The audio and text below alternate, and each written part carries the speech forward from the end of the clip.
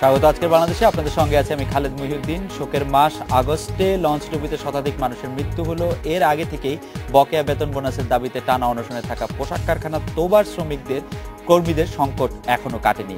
এই অবস্থায় জাতীয় সম্প্রচার নীতিমালার অনুমোদন দেশের সংবাদকর্মীদের জন্য আশা না আশঙ্কার খবর তা ঠিক স্পষ্ট হচ্ছে না।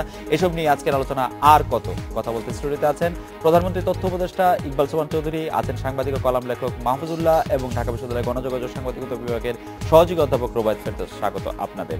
জনাব ইকবাল সোবহান চৌধুরী, গতকাল অনুমোদিত জাতীয় সম্প্রচার নীতিমালা বাতিলের দাবিতে সাংবাদিক সমাজের একটি অংশ আজ মাঠে নেমেছেন। নীতিমালা তৈরিতে তাদের যুক্ত করা যায়নি কেন? আপনি নীতিমালা তৈরিতে যুক্ত মানুষের একজন, যারা যুক্ত বিশেষজ্ঞ হিসেবে ছিলেন তাদের একজন।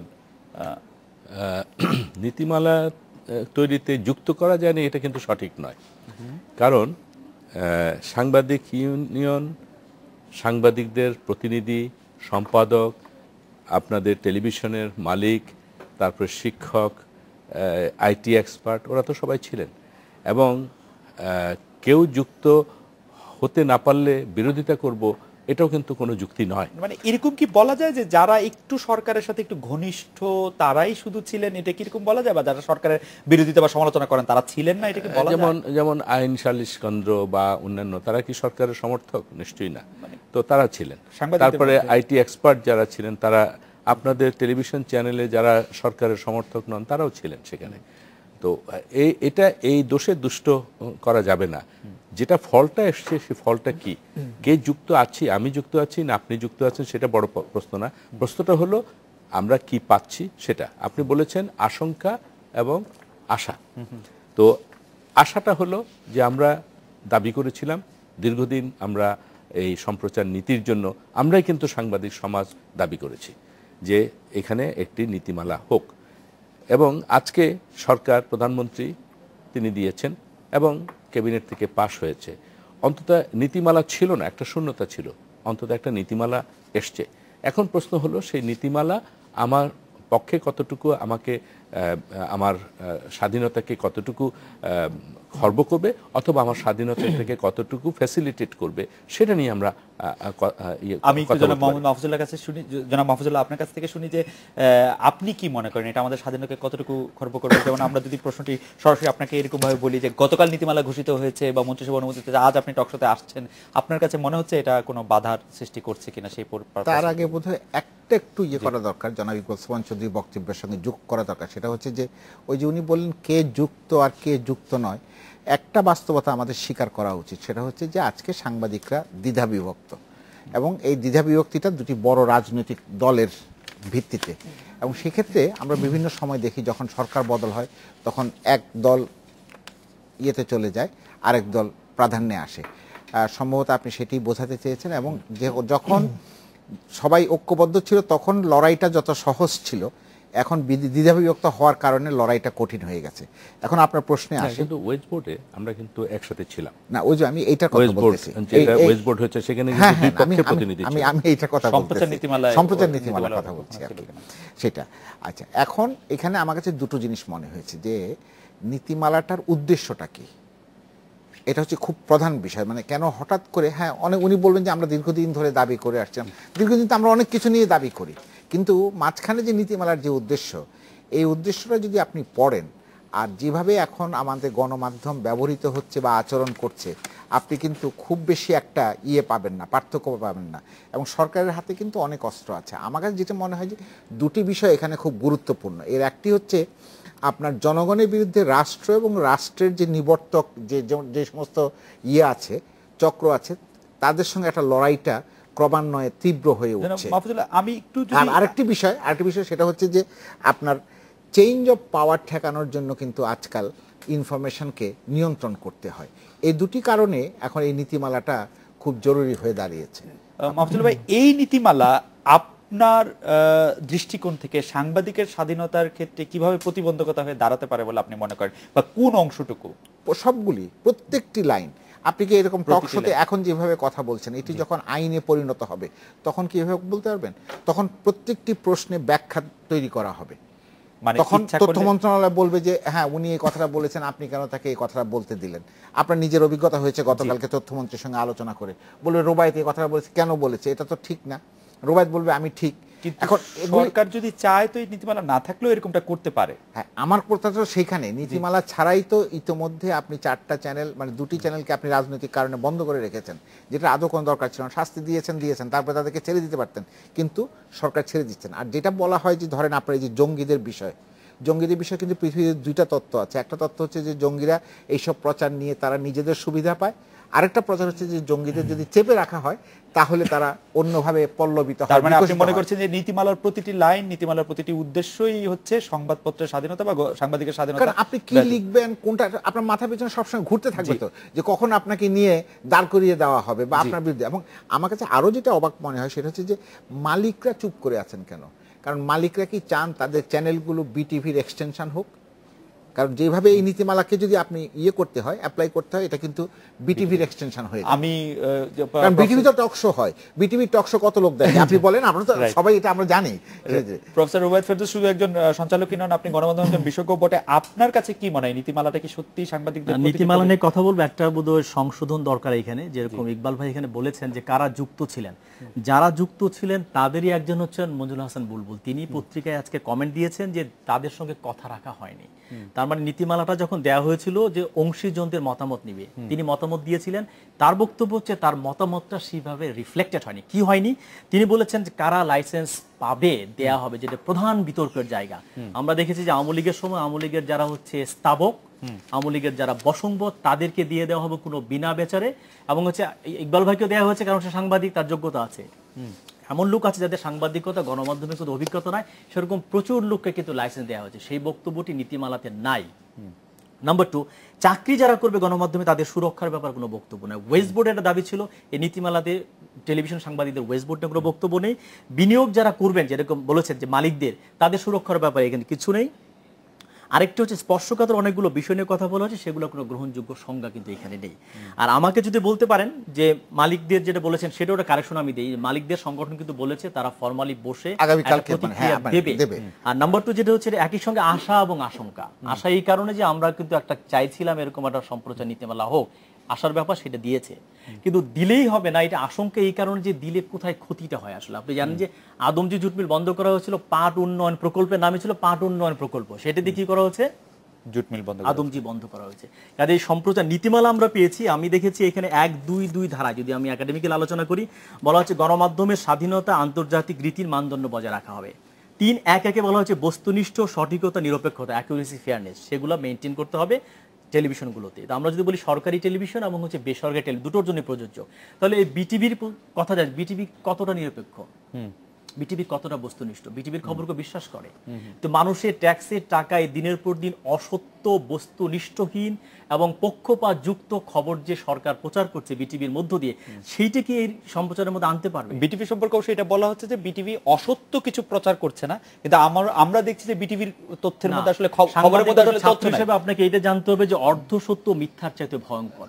একটা ঘটনা যখন সরকার এবং বিরোধী দল থাকে, সরকারকে তারা যেভাবে দেখায় আর বিরোধী দলকে যেভাবে দেখায় সেটা কি একরকম কিনা? অন্য টিভি কিভাবে দেখায়, মানে ওই বিটিভি কিভাবে দেখায়, মানে ওরা ওই ঘটনা আছে বিটিভির খবর কতটা বিশ্বাসযোগ্য, ওরা ঘটনাটাই দেখায় না আসলে ওই দিক দিয়ে, মানে ব্ল্যাক আউট করা সাংবাদিকতা আরেকটা কিন্তু নৈতিকতা বিবর্জিত কাজ। কাজে এই বিটিভি যদি এর মধ্যে রাখি তাহলে এই পুরো নীতিমালাটা হাস্যকর হয়ে ওঠে, অপ্রয়োজনীয় হয়ে ওঠে, অপ্রাসঙ্গিক হয়ে ওঠে। এরপরে আরো ধারা ধরে আমি আরো বলবো। আসলে জনাব ইকবাল সোবহান চৌধুরী, যে প্রশ্নগুলি জনাব মাহফুজুল্লাহ তুললেন, জনাব রুবায়েত ফেরদৌস তুললেন, আপনি শুনেছেন, আপনি এই প্রসঙ্গে যদি আপনার মতামত করেন। আমি একটু দর্শকদের বলে রাখি, আজকে আমাদের অনুষ্ঠানটি শুরু করতে একটু দেরি হয়েছে, সেটা কারণ হচ্ছে যে আমাদের একটু প্রস্তুতি এবং আমাদের গেস্টদের আসতে একটু দেরি হয়েছে, সেই কারণে টিভিসি দেখা ঠিক হবে না। আচ্ছা, অর্ধ সত্য হবে, আবার অন্য মানে তৈরি হবে। আচ্ছা, জনাব ইকবাল সোবহান চৌধুরী একটু দেরি করে আসছেন। টিভিসি দেখানোর জন্য আমরা দেরি করে শুরু করিনি, আসলে আমাদের দর্শকরা জানতে চাইছে টিভিসি দেখার জন্য দেরি হয়েছে কিনা। ইকবাল ভাই, আপনি একটু যদি বলেন। না, যে আশঙ্কাটা, সেই আশঙ্কাটা কি, যে এই নীতিমালার ফলে আমাদের সাংবাদিকতার মত প্রকাশের স্বাধীনতা বা সম্প্রচারের স্বাধীনতা খর্ব হবে, নিয়ন্ত্রিত হবে। আজকে যে নীতিমালা নিয়ন্ত্রণ করবে বলে আমরা আশঙ্কা প্রকাশ করছি, সেই নীতিমালার উপরে কিন্তু আমরা খুব ফ্রিলি কিন্তু আলোচনা করছি।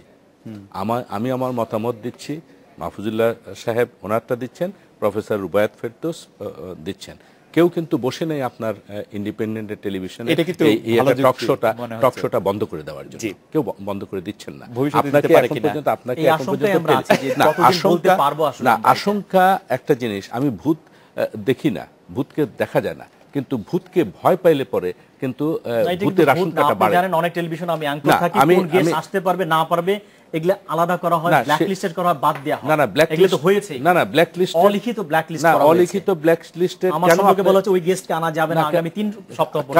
কারা বলছে বলা হয়েছে, আমি সেই হিসেবে আনে না, মালিক পক্ষকে বলা হয়েছে, মালিক পক্ষ এবং সরকারের পক্ষ থেকে বলা হয়েছে। হয়েছে, ঠিক আছে, সরকারের পক্ষ থেকে বলা হয়েছে, জানেন সরকার তাকে 3 সপ্তাহ দেখা যায় না, পরে আবার সে আসছে বলছে না এবার আনা যাবে না। আমি এই কথাটি আমি চ্যালেঞ্জ করতে চাই, আমিও চ্যালেঞ্জ দিচ্ছি আপনাকে। আমি নিজে একটা প্রোগ্রামে অ্যাঙ্কর করি, এরকম হয়েছে। না, আপনাকে কোন মালিক বলেছে যে অমুককে আসতে দেওয়া হবে না? নাম সহ আমি আপনাকে বলতে পারি না। আপনাকে কেন সে আসে না? না, আমাকে একটা কথা বলতে হবে, হাইপোথেটিক্যালি কথা বলে লাভ নাই। আপনাকে কোন মালিক আপনাকে বলেছে যে অমুককে আসতে দেওয়া হবে না? এবং তাকে আনা হয়নি অনেক দিন পর্যন্ত। না, আপনাকে যদি বলা হয় নবিক টিভি চ্যানেল অ্যাঙ্করকে পাল্টে দেওয়া হয়েছে এই সরকার সময়, আপনি জানেন। মান্না ভাই তার প্রোগ্রাম করতে পারে নাই কেন? এই উত্তরগুলো দিতে হবে। না, এই উত্তর তো কে দিবে? না, এই উত্তর তো মালিক যদি কাউকে পছন্দ করে, আপনাকে একটা জায়গাতে অ্যাঙ্কর করতে দেওয়া হচ্ছে, আমাকে তো অ্যাঙ্কর করতে দেওয়া হচ্ছে না। আপনি সেই মালিকের কথা বলেন, কিন্তু স্যার আমার কাছে মনে হয় যে আপনাকে দিচ্ছে না। আমার প্রশ্নটা হলো যে যে মালিককে যদি বলা হয়ে থাকে, তাহলে সেই মালিক আজকে বলতে হবে, সেই মালিককে আজকে এসে বলতে হবে যে আমাকে অমুক কর্তৃপক্ষ আমাকে বলা হয়েছে রুবায়েত ফেরদৌস আসতে পারবে না। আপনি অনেক পুরনো সাংবাদিক, সেন্সরশিপের কত ধরন আপনি জানেন। আমরা বহু সেন্সরশিপ বিজ্ঞাপন মালিকের ভাবে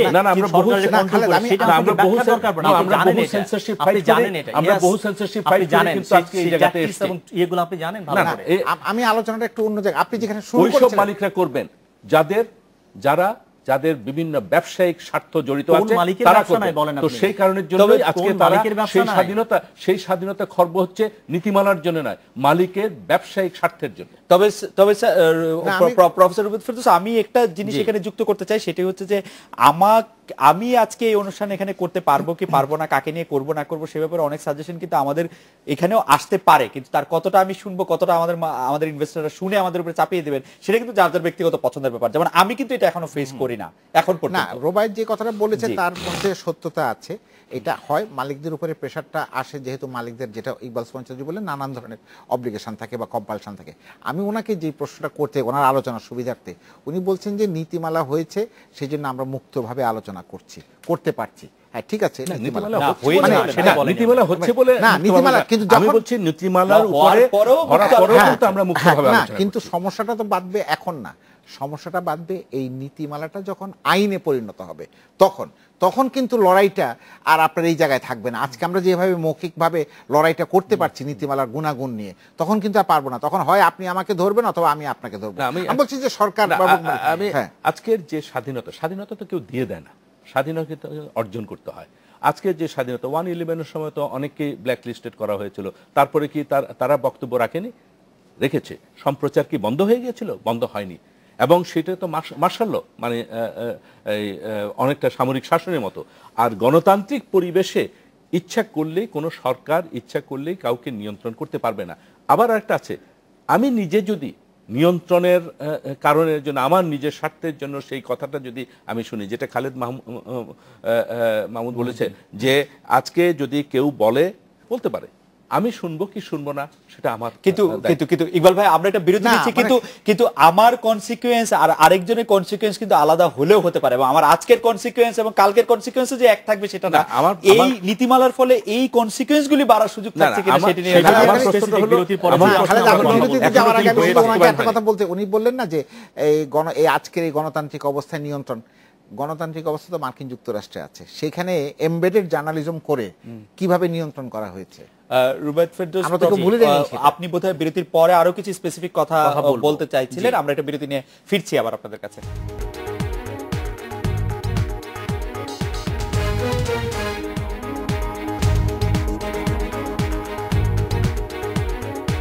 ফিরলাম আজকের বাংলাদেশে। অধ্যাপক রুবায়েত ফেরদৌস, আপনি বিরতির আগে কিছু আমি যেটা বলতে চাইলাম যে আশঙ্কা আরেকটা এই কারণে, আপনি দেখবেন যে কমিশন যেটা করা হবে, সম্প্রচার নীতিমালা হওয়ার পর আইন হবে এবং কমিশন থাকবে। এই কমিশনটা হবে যে সরকার ক্ষমতায় থাকবে তার স্থাপকদেরকেই বানানো হবে, তার মতাদর্শের লোকদেরকে বানানো হবে। তার বড় উদাহরণ দেই, তথ্য কমিশন একটা হয়েছিল যেটা আমরা আন্দোলন করেছি, তথ্য অধিকার আইন। সেটা হওয়ার পরে তথ্য কমিশনার প্রধান কাকে বানিয়েছে? একজন আমলাকে। ঐতিহাসিকভাবে ব্রিটিশ পাকিস্তানের যে কলোনিয়াল হ্যাংওভার হচ্ছে, আমলারা জনগণ থেকে তথ্য লুকায় রাখে আর মানুষ তথ্য চায়। সে আমলাকে প্রধান বানিয়েছে, সে নাকি জনগণকে তথ্য দিবে। আমি একাডেমি যে রাজনৈতিক পরিচয় আছে এবং কমিশনার থেকে পদ হওয়ার পরে সে ওই পলিটিক্যাল পার্টির আবার দায়িত্বে চলে গেছে। স্যার আমি কমিশনের প্রধানও এই লোকই হবে এরকম। স্যার কোন দেশের কোন সরকার কি মানে কোন যদি একটা কমিশন করুক, কোন একটা অফিস করুক, তার মতাদর্শের সমর্থকদেরই তো সেখানে চাইবে। অন্ধ লোককে দিবে এবং যে আমলা বললাম যে ফিলোসফিক্যালি কন্ট্রাডিক্টরি। স্যার আপনি তো তাদেরকে দিচ্ছে, কিন্তু স্যার আপনি সমর্থকদেরই তো স্থাপক বলতেছেন। আমার তো মনে হয় ওইরকম একদম অন্ধ স্থাপকের বাইরেও অনেক সেন্সিবল লোক কিন্তু প্রত্যেকটা পার্টি, আপনি ধারণা করছেন তাদেরকে বাদ দিয়ে একদম দলীয় অন্ধ ক্যাডার এইরূপ এই মানের লোকদেরকে কিন্তু এইসব কমিশন করে দেওয়া হয়, ফলে ব্যর্থ হয়। তারপরে এই ধারা দেখেন 5(1)(6)তে বলা হয়েছে সশস্ত্র বাহিনী, আইন শৃঙ্খলা রক্ষাকারী বাহিনী, এরা যদি কোনো ধরনের এমন তথ্য দেওয়া যাবে এদের ভাবমূর্তি যেন ক্ষুণ্ণ না হয়। তাহলে বিডিআর ঘটনা আপনি কিভাবে কভার করবেন? সেটা না, সেটা তার চেয়ে বড়। নারায়ণগঞ্জে র্যাব যে এই খুনের অভিযোগ, সেটাকে আমি টিভিতে দেখাবো না। র্যাবের ভাবমূর্তি কিন্তু ক্ষুণ্ণ হচ্ছে, ভাবমূর্তি তো আমরা ক্ষুণ্ণই করতে চাই। আমি কালকে তথ্যমন্ত্রী স্যার আমি একটু বলি চট্টগ্রামে স্যার, এই যে তথ্যমন্ত্রীকে আমি জিজ্ঞেস করছিলাম কালকে যে এইটার ব্যাখ্যা কি, উনি বলছেন যে বাংলাদেশের কোনো আইন ভঙ্গ করে যদি কোনো ধরনের কোনো আইন শৃঙ্খলা বাহিনীকারীর কোনো সদস্য তাদের বিরুদ্ধে কোনো কিছু দেখালে সেটা সশস্ত্র বাহিনীর ভাবমূর্তি বা আইন শৃঙ্খলা রক্ষাকারী বাহিনীর ভাবমূর্তি ক্ষুণ্ণ হিসেবে হবে না। কিন্তু আমি যদি মুখে বলি যে অমুক বাহিনীটি আসলে দুষ্কৃতিকারী, সেইটা হবে আইন ক্ষুণ্ণকারী একজন সদস্যের উপর, সেটা কিন্তু নীতিমালার মধ্যে স্পষ্ট না, সদস্যের মধ্যে প্রযোজ্য না। ইভেন ব্যক্তির গোপনীয়তা নিয়ে বলা হয়েছে। এখন আমরা যদি আমলিক খুশি হবে যে বিএনপির তারেক জিয়ার সম্পর্কে যে খাম্বা দুর্নীতি, বিদ্যুতের দুর্নীতি, তো এগুলি কি তারেক জিয়ার ভাবমূর্তিকে ক্ষুণ্ণ হবে না? তার মানে কি আমরা নিউজগুলো দেখাবো না? না, ব্যক্তি একটা বিষয় আছে তো, বস্তুনিষ্ঠ আমরা দেখাতে হবে। Hold a public office, you are no more a private person. সারা পৃথিবীতে এটা তখন এই পাবলিক মানে ইয়ার কিন্তু মানে এটা ইট ইজ অল ওপেন। কিন্তু স্যার সারা পৃথিবীতে স্ট্যান্ডার্ড যে প্রাইভেসি সংজ্ঞা, সেই প্রাইভেসি সংজ্ঞা তো নিউজপেপারের উপর এমনিতেই অ্যাপ্লিকেবল। এক্স্যাক্টলি, এটা আলাদাভাবে বলা বিলেতে রাজ পরিবারের ক্ষেত্রে এছাড়া প্রয়োজনীয় এবং বাহুল্যে ভরা, যেমন বলা হয়েছে মহান মুক্তিযুদ্ধ, স্বাধীনতা, সার্বভৌমত্ব। এইটা হচ্ছে আমি সাংবাদিকতা করি, আমি শিক্ষকতা করি, এটা আমাকে মানতেই হবে। এই নীতিমালার সঙ্গে সম্পর্কিত নয়। বাংলাদেশের যে পেশার যে চর্চায় করুক এটা তাকে মানতে হবে, এটা হচ্ছে বটম লাইন বাংলাদেশ রাষ্ট্রে। কাজে নীতিমালা দেখবেন যে কোনো বাংলাদেশে 45টা আছে সম্প্রচার সম্পর্কিত, সব জায়গায় হবে। ইয়েস, কিন্তু অনেকে তো মানে না, কিন্তু বলার অপেক্ষা রাখে না। আমার পতাকা পুড়িয়ে দিচ্ছে, আমার এই শহীদ মিনার ভেঙে দিচ্ছে, আমার জাতীয় সঙ্গীত বাতিল করতে হবে বলে কথা বলছে, আমার স্বাধীনতা, সার্বভৌমত্ব, মুক্তিযুদ্ধ হয়নি এই কথা পর্যন্ত বলে দিচ্ছে, এটা ছিল গৃহযুদ্ধ, সেটিও বলা হচ্ছে। এটা কি স্বাধীনতা? নীতিমালার মধ্যে দুটো প্যারা দিলেই মানুষ এটা মানবে না। আরেকটা ব্যাপার আছে তো, আপনি যে আমি আরেকটা চুরি ডাকাতি বন্ধ করতে হলে কি আইন করতে হবে না? না, করতে হবে। আপনি যে উদাহরণগুলি দিলেন এগুলো কিন্তু রাজনৈতিক ব্যক্তিদের পক্ষ থেকে এসছে, মিডিয়া কিন্তু করে না এইসব বিষয়। আমার এটা হচ্ছে সেই জায়গা, মিডিয়াকে কেউ যেন ওইভাবে ব্যবহার না করতে পারে। আপনি ব্যবহার করেন নাই তো, আপনাকে ডেকে নিয়ে আসা হয়েছে। এখন উপস্থাপক জানবেন কি করে আপনি ডেকে নিয়ে আসার পরে আপনি বলবেন যে বাংলাদেশের জাতীয় সঙ্গীত পরিবর্তন করা উচিত? এটা তো উপস্থাপকের পক্ষে জানার কথা না লাইভ শোতে। না, সেখানে যেটা হবে এইটা হওয়ার পরে তারপরে হয়তো তারা সেটা দেখবেন, দেখার পরে রেকর্ডের যে বক্তব্যটা আছে, তার মানে কি তাহলে আপনি রেকর্ড করতে চাচ্ছেন, লাইভ করবেন না? না, ও না, আমি সেটা বলিনি। আমি বলছি যেমন ধরেন আমরা যেমন এখন বলছি, এই মুহূর্তে কিন্তু কেউ কিন্তু ইন্ডিপেন্ডেন্টের চ্যানেলের ইয়েটা বন্ধ করতে পারবে না। যদি আমি ভিন্ন কথা বলি, আপনি ভিন্ন কথা বলেন, বন্ধ করার কোনো স্কোপ নেই। ড্যামেজ যা হওয়ার তো হয়েই যাবে। তারপরে যেটা হচ্ছে, সেখানে আমার এই বক্তব্য উপরে যদি অভিযোগ আসে, সেখানে তারা স্ক্রুটিনি করবে, স্ক্রুটিনি করে দেখবে যে আমি করছি কিনা, এবং এই কারণের জন্য আমাকে বন্ধ করা হচ্ছে সেটা পাবলিক জানবে যে আমি বক্তব্য দেওয়ার জন্য আমাকে ইয়ে করেছে। অর্থাৎ মিডিয়া তো এই অপরাধটা করছে না। মিডিয়া গত 20-25 বছর আপনি এই অপরাধ দেখাতে পারবেন না যে মিডিয়া এই অপরাধ বন্ধ করছে না। মিডিয়া এটা করতে পারবে না। 3-3-1 বলা হয়েছে যে দেশের ভাবমূর্তি বিনষ্টকারী কোনো, এইটা খুবই ভেগ শব্দ। আমি যদি বলি রানা প্লাজে আমাদের 1000 লোক মরে গেছে, ওয়েস্টার্ন ওয়ার্ল্ডে কিন্তু ভাবমূর্তি নষ্ট হয়, তার মানে কি আমি দেখাবো না? হেফাজতের মতো মধ্যযুগীয় 13 দফা দেয়, নারীদেরকে আটকে রাখতে চায়, এটা কিন্তু প্রচার হলে মনে বাংলাদেশের জঙ্গিবাদের উত্থান, আমি কি এটা দেখাবো না? সো এই দেশের ভাবমূর্তি মানেটা কি? এটা তো ভেগ শব্দ, এই নিউজ আমি দেখাবো না। তারপরে বন্ধুরাষ্ট্রের সাথে সম্পর্ক এখন যদি মানে বার্মা সীমান্তে যদি আমাদের একজন বিডিআর এর সদস্য মারা যান, তাহলে আমরা এটা দেখাবো কি দেখাবো না সেটা নিয়ে তো আমরা একটা ডাউটে পড়ে যাবো বলে মনে হয়। এখানে যে জিনিসটা হচ্ছে যে এখনো এই নীতিমালাগুলোকে, নীতিমালা যে কোনো নীতিমালা হলো একটা গাইডলাইন। এই গাইডলাইন বিভিন্নভাবে খারাপভাবেও প্রয়োগ হতে পারে, আবার সঠিকভাবেও প্রয়োগ হতে পারে। আজকে আমাকে বলুন, সিএনএন, বিবিসি বা যেগুলো বড় বড় আছে, আল জাজিরা, তাদের কি কোনো নীতিমালা নেই? নীতিমালা মেনেই কিন্তু তারা এই প্রতিষ্ঠানগুলো চালাচ্ছে, সম্প্রচার মাধ্যমগুলো চালাচ্ছে। আমাদের এখানে যেটা হয়েছে যে আমরা মনে করি যে স্বাধীনতা মানে হলো আমার একচ্ছত্র থাকবে, সেখানে যা খুশি আমি তাই করতে পারবো, সেটাই আমার স্বাধীনতা। স্বাধীনতা মানে সেটা নয়। স্বাধীনতার সাথে কিছুটা দায়িত্বশীলতা আমাকে আনতে হবে। আজকে যেটুকু আমি মনে করি যে বিভিন্ন পর্যায়ে আমরা আন্দোলন করেছি, গণতন্ত্র অনেক দূর এগিয়েছে, সেই কারণের জন্য আজকে সরকারগুলো আসার পরেও অনেক সমালোচনার মুখেও তারা হয়তো উষ্মা প্রকাশ করছে, কিন্তু বন্ধ করতে পারছে না। কারণ আজকের পরিবেশ সেই বন্ধ করার পরিবেশে নেই। এক সময় ছিল টেলিফোন করে বন্ধ করে দেওয়া হতো, আজকে তো সেই পরিবেশ নেই। আজকে আমরা এই যে এখানে বসে আমরা আলোচনা করছি, এটা কি গণতন্ত্রের একটা বহিঃপ্রকাশ? ইকবাল ভাই, কিন্তু আমাদের দর্শকদের মধ্যে কেউ কেউ বলছেন যে এই সরকারের আমলে তো আসলে দুটি টেলিভিশন, একটি নিউজ পেপার, আরেকটি নিউজ পেপার বন্ধ হয়েছে, হয় যে নাই তা তো না। এই সরকার, আপনি যে আরেকটা কোন সরকারের সময় বন্ধ হয়নি সেটা আমাকে বলেন না। আপনি বলছেন যে এখন পরিবেশ নাই, সেই প্রসঙ্গে বলছেন। তাহলে সম্প্রচার নীতিমালা ছাড়াও তো বন্ধ করা যায়। এক্স্যাক্টলি। আমাদের কথা তাইলে আমার প্রশ্নটা হলো যে সম্প্রচার নীতিমালা দেওয়ার কারণের জন্য অন্তত আজকে একটা জায়গাতে আসবে, সেটা হলো এখন থেকে আর এই কমিশন গঠন করার পরে তারা সরকার ইচ্ছা করলে এই তাদের মানে যে প্রেরোগেটিভ, অর্থাৎ তাদের এক্সিকিউটিভ অর্ডার দিয়ে বন্ধ করার কোনো অধিকার থাকবে না। সেটা কমিশন। সেই কমিশন যদি হয়, কথার কথা, কমিশনে তো সবসময় আমরা আপনার মতো লোককে পাবো না। প্রফেসর রুবায়েত ফেরদৌস যে আশঙ্কা করছিলেন যে সরকারের চরম আজ্ঞাবহ কাউকে আমরা পাইতে পারি। আমি রুবায়েত ফেরদৌসকে একটু স্মরণ করে দিতে চাই যে তথ্য কমিশনে একজন ব্যুরোক্রেট আছে, কিন্তু তথ্য কমিশনে একজন শিক্ষিকা আছেন, তিনি কিন্তু কম করে কথা বলেন না, তিনি কিন্তু স্পষ্ট করেই কথা বলেন। তিনি কিন্তু মুখে কোনো কুলুপ দিয়ে কথা বলেন না। তিনি সরকারের সমালোচনা যেখানে দরকার আছে সেখানে করছেন, অর্থাৎ তার বিবেক এবং বুদ্ধি বিবেচনা দিয়ে তিনি কথাগুলো বলছেন। তা আমাদের যে হিউম্যান রাইটস কমিশন, মানবাধিকার কমিশন তো এমন সময় এমন কিছু কাজ করেন, তারা কিন্তু সরকার তারাই কথাই বলে। মানবাধিকার কমিশনের একটা কাজ আপনি দেখাতে পারবেন না যে সরকার এটাকে নিয়ে বিচার করেছে, একটা কাজ দেখান না। তার কথাই তিনি বলেন। তথ্য কমিশন একটা ব্যর্থ কমিশন হয়েছে। আপনি খোঁজ নেন, আমি স্টাডি করেছি এটা নিয়ে। মানুষ কি নিয়ে তথ্য দেয়? তথ্য কমিশন হয়েছিল এমন তথ্য যেটা সরকার দিতে চাইবে না, কিন্তু মানুষ সেটা চায়, এরকম একটি তথ্য মানুষ আবেদন করছে না। আর ভারতে তথ্যকর্মী 8 জন তথ্যকর্মী নিহত হয়েছে, আমাদের একজন হয় নাই। আমাদের কি চেয়েছে জানেন? বন্দুকের লাইসেন্স কিভাবে করা যায়, ব্যাংকের অ্যাকাউন্ট কিভাবে খোলা যায়, এরকম হাস্যকর বিষয়ে তারা তথ্য চাচ্ছে।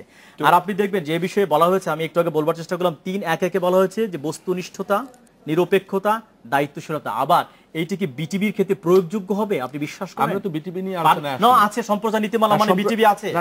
জাতীয় সম্প্রচার নীতিমালা মানে সরকারি বেসরকারি দুটোকে নিতে হবে। সরকারি তো একটা প্রতিষ্ঠান। সরকারি একটা প্রতিষ্ঠান যদি ব্যর্থ হয়, নৈতিকভাবে সেই বেসরকারির উপর চাপাতে পারে? এথিক্যালি সে পারে কিনা? না স্যার, আপনি বিটিভির কথা বলছিলেন, আমরা একটা বিরতিতে ফিরছি, কিন্তু বিটিভি অসত্য কথা বলে, বস্তুনিষ্ঠ কিনা, সেটা নিরপেক্ষ কিনা, এই শব্দগুলো আছে এখানে। না, বিটিভি অসত্য কথা বলে সেটা কিন্তু স্যার একটু প্রমাণ সাপেক্ষ।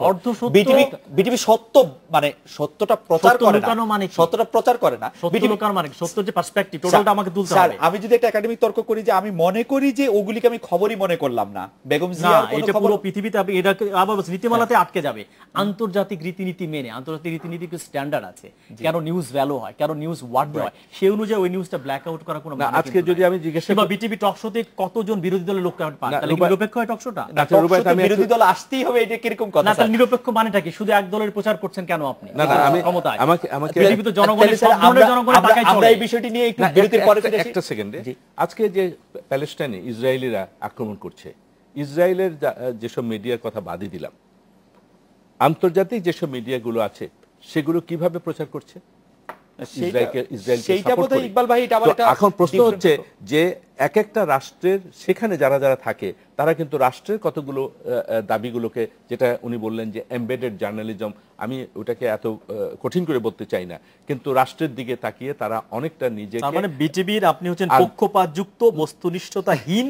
আমি এই বিষয়ে একটু যারা মাহফুজুল্লাহ সাহায্য চাইবো, আমি একটা বিরতিতে ফিরে আসি, আমি একটু মাহফুজুল্লাহ ভাইয়ের কথা শুনতে চাই এই বিষয়ে। আমরা একটা বিরতিতে ফিরছি।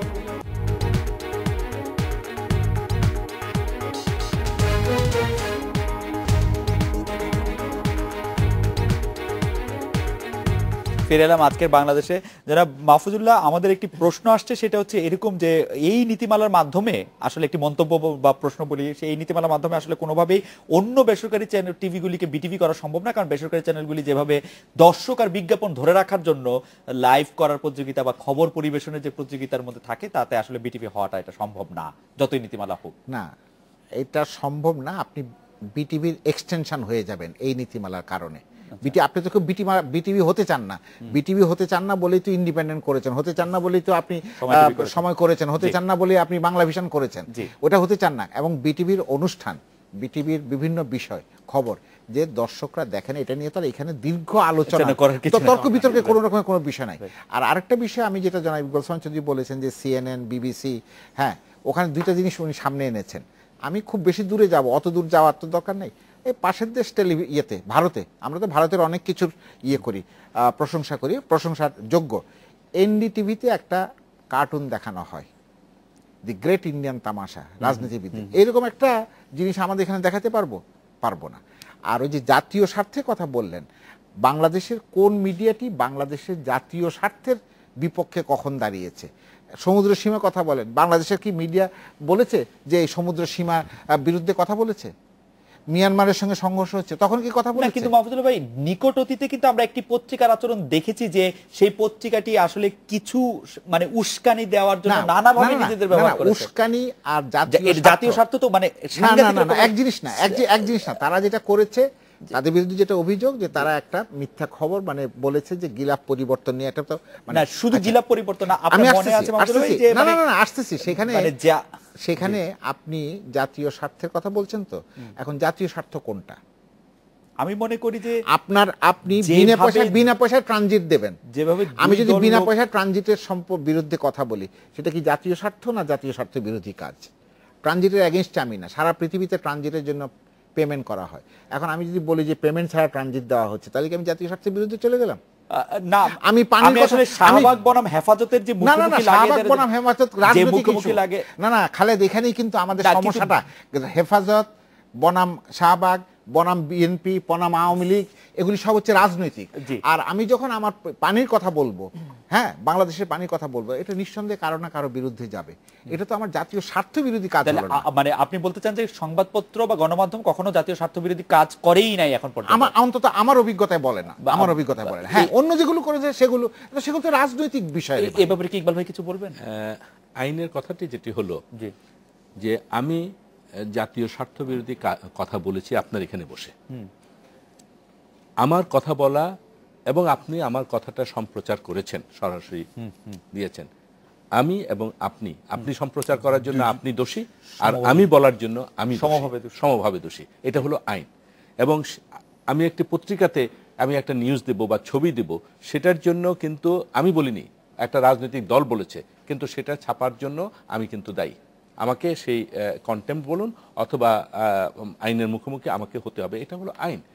এখন প্রশ্নটি হলো যে আমরা মানে মনে হচ্ছে যে এতদিন তো কোনো সম্প্রচার নীতিমালা ছিল না, কিন্তু এতদিনের আগে যেসব সরকারগুলো আসছে তারা কিভাবে এই সম্প্রচার মাধ্যমগুলোকে বা আমাদের সংবাদ মাধ্যমগুলোকে কিভাবে ব্যবহার করেছেন? তারা কি স্বাধীনতা দিয়েছিলেন? না, তারাও দেননি।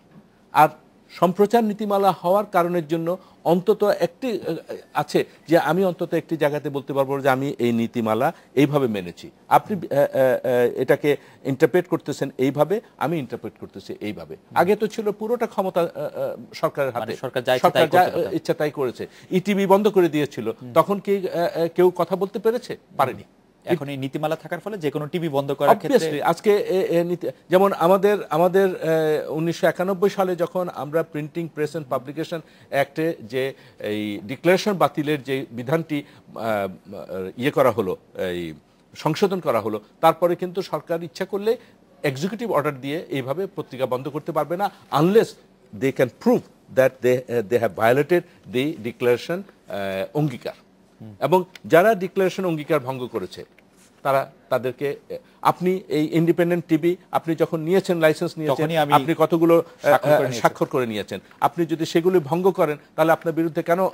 আমি ড্রাইভিং লাইসেন্স নিয়েছি, আমি ভাই যেটা বলছেন সেটা উল্টো হবে। যখন শাস্তির একটা বিধান এই কমিশনের রিপোর্টের মধ্যে কিন্তু বলা হয়েছে, এবং বলা হয়েছে ৩(২)তে দেখেন আলোচনামূলক, মানে টকশোর খুব গুরুত্বপূর্ণ। টকশোর আমি খুব সিরিয়াসলি নেই, আমরা করি প্রতিদিন প্রতি রাতে আমরা একটু একটু করে গণতন্ত্র নির্মাণ করি টকশোর মধ্য দিয়ে।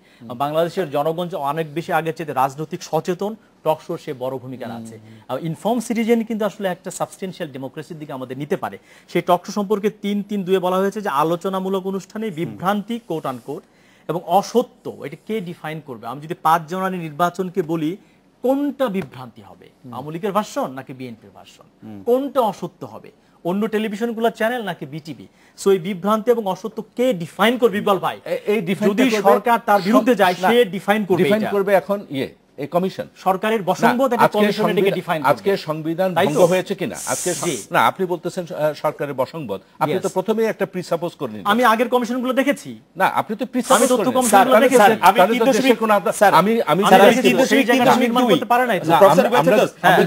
একটু যদি সুযোগ দেন ৩.৩২ স্যার, আমি যদি একটু পড়ি তাহলে স্যার এরকম হচ্ছে, আলোচনামূলক অনুষ্ঠানে কোনো প্রকার বিভ্রান্তিকর অসত্য তথ্য বা উপাত্ত দেওয়া পরিহার করতে হবে। পরে বলা হয়েছে যে এই ধরনের অনুষ্ঠানে সকল পক্ষের যুক্তিসমূহ যথাযথভাবে উপস্থাপনের সুযোগ থাকতে হবে। কে ডিফাইন করবে যে কোনটা বিভ্রান্তি এবং কোনটা অসত্য? যে আমরা অনেক সময় দেখি যে এক পক্ষের লোককেই, যে আমি আমার টেলিভিশনে কথা বলি যে আমি হয়তো আমার টেলিভিশনে শুধু এক পক্ষের লোককেই শুধু এক ধরনের কথা বলতে দিলাম, আরেক ধরনের লোককে আমি কথা বলার সুযোগই দিলাম না, সেইটা যেন না হয়। সেটাই আগের বাক্য যেটা যে পরিহার করতে হবে, তো কে পরিহার করবে? আপনি তো লাইভ অনুষ্ঠানে নিয়ে এসেছেন, আমি আপনার ডিকটেশন কেন শুনবো রে ভাই? আমি তো বলবো যে আমি যা বলতে চাই এই পরিহার হচ্ছে এন্ডোর্স না করা, যদি আমি এই পার্টটা বলি আর কি, যে আমি এটা এন্ডোর্স করলাম না, যা মানে আমরা যে তিনজন কথা বলছি আপনি কোনটা এন্ডোর্স করছেন? আমি করছি না, কোন চ্যানেলই করছে না, কোন উপস্থাপক, কোন চ্যানেলে কোন উপস্থাপক কারো বক্তব্য বানানো হয়েছে, এটা খুবই কর্তৃত্বমূলক এবং নিয়ন্ত্রণমূলক হবে, যে তারা ডিফাইন করবে আমার সরকারের পক্ষে গেলে এটা হচ্ছে বিভ্রান্তিকর, এটা হচ্ছে অসত্য এবং তার বিরুদ্ধে শাস্তি দিবে। কিন্তু স্যার আপনার অনুষ্ঠানে আমি কখনো দেখি নাই, কিন্তু স্যার আপনি টেলিভিশনে এমন অনুষ্ঠান তো দেখেছেন স্যার, একই পক্ষের ৫ জন একই ধরনের কথা ৫ জনই বলছেন, মানে ওইটা ভিন্ন মত বা ভিন্ন পক্ষের কোনো লোক নাই। সেইটার সমাধান কিন্তু খালেদ শাস্তি দিয়ে না। আমি তো বললাম অনেক পত্রিকা অনেক টেলিভিশন কি আলটিমেট কন্ট্রোল কার থাকে অডিয়েন্সের কাছে। আপনি দিনের পর দিন এক পক্ষ বক্তব্য দেন, অডিয়েন্স এটা নিবে না। আসলে অনেক পলিটিক্যাল ইডিওলজির পত্রিকা আছে, আমি জানি 500 কপিও চলে না, সেই পার্টির সমর্থক কয়েক লোক। এই ব্যাপারে আমি আলটিমেট জাজমেন্ট অডিয়েন্সের উপরে ছেড়ে দিতে হবে। আমাদের 2 মিনিট সময় আছে, ডেমোক্রেসি জনগণের উপর আস্থা। আমি যেটা বলতে চাই, আমাদের আদালত সম্পর্কে তো অনেকের অনেক সন্দেহ আছে, আশঙ্কা আছে, বিতর্ক আছে। তাই বলে কি আজকে আমরা বলবো যে আদালতের অধিকার থাকতে পারবে না বিচার করার? আদালতকে মানতে হবে। আদালতের যেটুকু দুর্বলতা আছে সেই দুর্বলতা সম্পর্কে আমি বলবো, কিন্তু আপনি কমিশনের কথা বলছি, শাস্তিটা কে দেবে? শাস্তিটা আগে দিত কে? তথ্য মন্ত্রণালয় বা আমলা বা যারা শাসক, তারা। আজকে এই তথ্য কমিশন সম্প্রচার কমিশন দেবে। আপনি প্রথমে প্রিসাপোজ করে নিলেন যে এই কমিশন হবে আজ্ঞাবহ। আমরা দেখি যে এই কমিশনটা একটা সার্চ কমিটি হবে, সেই সার্চ কমিটি কাকে কাকে নিয়ে কমিশন গঠন করবে। আজকে যদি আওয়ামী লীগের সঙ্গে উদাহরণ দিই, আসাদুল্লাহ কমিশন হয়েছিল 1997 সালে, তারা একটা চমৎকার রিপোর্ট দিয়েছিল, অসাধারণ রিপোর্ট। এই রিপোর্টটা আমি দেখেছি, আপনারা দেখেছেন, এই বিটিভি এইসব স্বায়ত্ত শাসন নিয়ে। এবং সমস্ত রিপোর্ট নেওয়ার পরে তথ্য মন্ত্রণালয় খালি একটা করে কমা যোগ করেছে, তবে কমিশন তথ্য মন্ত্রণালয়ের কাছে দায়বদ্ধ থাকবে। পুরো রিপোর্ট শেষ হয়ে গেছে, আসাদুল্লাহ এখান থেকে সরে আসেন কাজে। এবং এইখানেও বলা হয়েছে 7 নম্বর না, এই নীতিমালার মধ্যে আছে ইকবাল ভাই, আপনি দেখেন আমি পড়ে আসি, 7/4 বলা আছে যে কোনো ধরনের সাংঘর্ষিক হলে কে সিদ্ধান্ত নিবে? কমিশন না, তথ্য মন্ত্রণালয় সিদ্ধান্ত নিবে। মন্ত্রণালয়ের মন্ত্রী কে থাকে? কোন সাংঘর্ষিক হলে? এই যে লেখা আইনের মধ্যে কোনো সংঘর্ষ হলে 7/4 লেখা আছে নীতিমালা। আইনের মধ্যে না তো, নীতিমালা 7/4 দেখেন আপনি, আছে সাংঘর্ষিক হলে আলটিমেট সিদ্ধান্ত নিবে তথ্য মন্ত্রণালয়। ইন্টারপ্রিটেশনটা কে দিবে? পরে দেখেন, ইন্টারপ্রিটেশনটা দিবে কমিশন। কিন্তু তথ্য মন্ত্রণালয় এখানে সিদ্ধান্ত নেবে অধিকার নেই। না, বলেন আপনি, না, লেখা যদি আছে। কোনো আপনি কি পড়বেন এখানে কষ্ট করে? এটা আমার কাছে অবশ্য 7টা নাই, আমি 6.1 পর্যন্ত দেখতে পাচ্ছি। আমি কি 7 পড়বো? জি স্যার, একটু পড়েন, আমাদের এই একদম সমস্যা। নীতিমালায় উল্লেখ নেই অথবা অন্য কোনো নীতিমালা বা আইনের সাথে সাংঘর্ষিক এমন বিষয়ে তথ্য মন্ত্রণালয়ের সিদ্ধান্ত প্রদান এই করবে। নীতিমালায় উল্লেখ নেই, স্পষ্ট বলা হয়েছে। না এই নীতিমালায় উল্লেখ নেই। সে তথ্য মন্ত্রণালয় কেন? কমিশন না কেন? যারা মাহফুজুল্লাহ অধ্যাপক রুবাইয়াত ফাতেহ, আমাদেরকে শেষ করতে হচ্ছে। তবে আমরা আশা করব যে এই নীতিমালাটার আসলে আমি জানি না, মানে এই নীতিমালা যাতে কোনোভাবেই গণমাধ্যমের স্বাধীনতাকে কোনো রকম হস্তক্ষেপ না করে। সবাই তো বলছে, আমি 30 সেকেন্ড পাবো। 10 সেকেন্ড। 30 10 সেকেন্ড। ওই সবাই তো বলছেন যে কমিশন আসবে, শাস্তিটা হবে কমিশনের মাধ্যমে ইলিগালাইজ করার। এই ছোট্ট ব্রেক্টের একটা ইয়ে আছে, উপমা আছে।